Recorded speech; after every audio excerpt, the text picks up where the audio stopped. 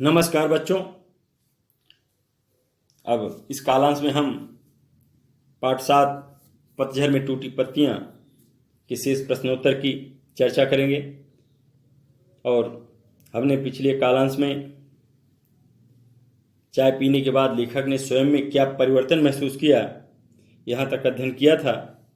अब हम जो खा वाले प्रश्न हैं, जिसमें लिखा है कि निम्नलिखित प्रश्नों के उत्तर 50-60 शब्दों में लिखिए।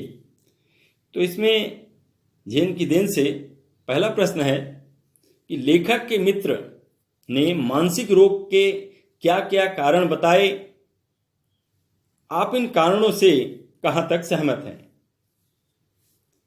लेखक के मित्र ने मानसिक रोग के कारण बताते हुए कहा कि वहां जापान में कोई आराम से नहीं चलता बल्कि दौड़ता है, अर्थात सब एक दूसरे से आगे जाने की होड़ रखते हैं, होड़ या सोच रखते हैं। ऐसा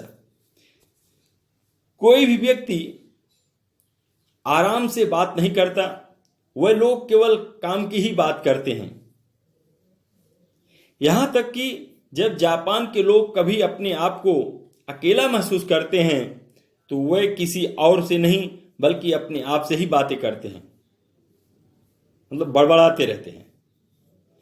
जापान के लोग अमेरिका से प्रतियोगिता में लग गए, जिसके कारण वह 1 महीने में पूरा होने वाला काम 1 दिन में ही खत्म करने की कोशिश करने लगे। ऐसा करने के कारण जब दिमाग थक जाता है और टेंशन में आकर पूरा इंजन टूट जाता है। यही कारण है कि जापान के लोगों में मानसिक बीमारी बहुत अधिक फैल गई है। हम इन कारणों से पूरी तरह सहमत हैं। तो इस तरह से हम इसका उत्तर लिख सकते हैं।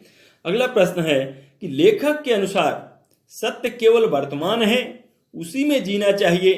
लेखक ने ऐसा क्यों कहा होगा, स्पष्ट कीजिए।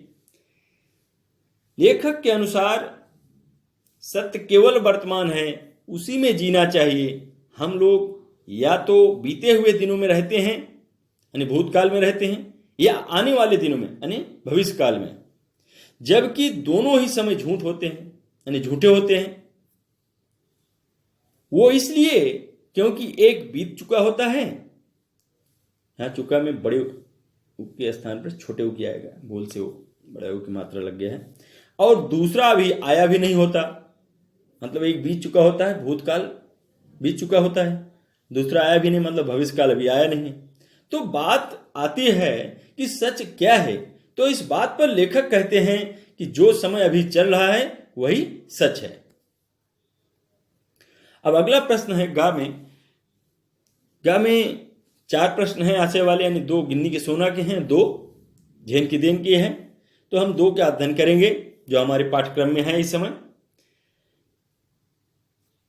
तो पहला प्रश्न है इसमें, जीवन की रफ्तार बढ़ गई है, यहां कोई चलता नहीं बल्कि दौड़ता है, कोई बोलता नहीं बकता है। हम जब अकेले पढ़ते हैं तब अपने आप से लगातार बड़बड़ाते रहते हैं। तो मतलब इसका आशय बताना है। तो इसका आशय हम इस तरह लिख सकते हैं कि जापान के लोगों के जीवन की तेजी औरों से अधिक है। जापान में कोई आराम से नहीं चलता बल्कि दौड़ता है, अर्थात सब एक दूसरे से आगे जाने की सोच रखते हैं। जापान में कोई भी व्यक्ति आराम से बात नहीं करता, वे लोग केवल काम की ही बात करते हैं। यहां तक कि जब जापान के लोग कभी अपने आप को अकेला महसूस करते हैं तो वे किसी और से नहीं बल्कि अपने आप से ही बातें करते हैं। तो इसका आशय यह है जो ऊपर वाला प्रश्न था। अगला प्रश्न है आशय वाले में कि सभी क्रियाएं इतना गरिमापूर्ण ढंग से की कि उसकी हर भंगिमा से, उसकी मतलब जो चाजिन था उसके विषय में बात की जा रही है कि सभी क्रियाएं इतनी गरिमापूर्ण ढंग से की कि उसकी हर भंगिमा से लगता था मानो जय जयवंती के सुर गूंज रहे हों।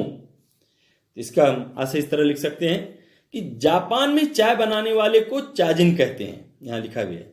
और उसने लेखक और उनके मित्रों के स्वागत से लेकर चाय परोसने तक का सारा काम इतने ही सलीके से पूरा किया और उसकी हर एक मुद्रा या काम करने के ढंग से लगता था कि जैसे जय जयवंती नाम के राग की धुन गूंज रही हो। उस जगह का वातावरण इतना अधिक शांत था कि चाय बनाने वाले बर्तन में उबलते हुए पानी की आवाज़ तक सुनाई दे रही थी। तो इस तरह से हम लोगों ने इस प्रश्नोत्तर का यानी इस पाठ के प्रश्नोत्तर का चर्चा किया और मैंने आप लोगों को समझाने का प्रयास किया पाठ 7 झेन की देन के प्रश्नोत्तर की यानी प्रश्नोत्तर को, और आशा रखता हूँ कि आप लोग समझ गए होंगे।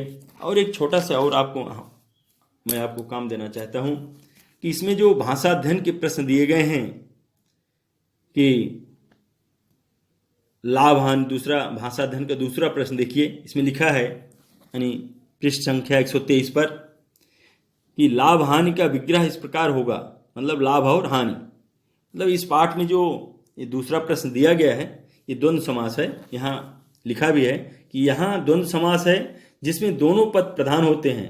दोनों पदों के बीच योजक शब्द का लोप करने के लिए योजक चिन्ह लगाया जाता है और शब्द को लोप करने के लिए, है ना। दोनों पदों के बीच योजक शब्द का लोप करने के लिए और शब्द लगाया जाता है नीचे दिए गए द्वंद्व समास का विग्रह कीजिए। तो यहाँ दिया गया है 7 शब्द हैं, माता पिता, पाप पुण्य, सुख दुख, रात दिन, अन्न जल, घर बाहर, देश विदेश। तो इस तरह से इसका आप लोग जो है विग्रह करना और समास का नाम लिखना। तो समास तो इसमें दिया है पहले से ही कि सारे शब्द जो हैं ये द्वंद्व समास के हैं, लेकिन ये अभ्यास के लिए आपके लिए अच्छा रहेगा। तो इस तरह से मैंने थोड़ा सा और आपको काम दिया भाषा अध्ययन से संबंधित, और शब्दार्थ भी आप लोग जो है अपनी कक्षाकार की कॉपी पर लिखा करो। उसके बाद फिर प्रश्नोत्तर लिखा करें, फिर उसके बाद जो है ये भाषा अध्ययन वाले प्रश्न दिया अभी, इसको भी लिख लेना अपने कक्षाकार की कॉपी में। तो मैं आज यहीं पर समाप्त करता हूँ, अपनी वाणी को विराम देता हूँ। आशा रखता हूँ कि आप लोग समझ गए होंगे ना। धन्यवाद। अगले कालांश में यानी हम फिर एक नए पाठ के साथ मिलेंगे।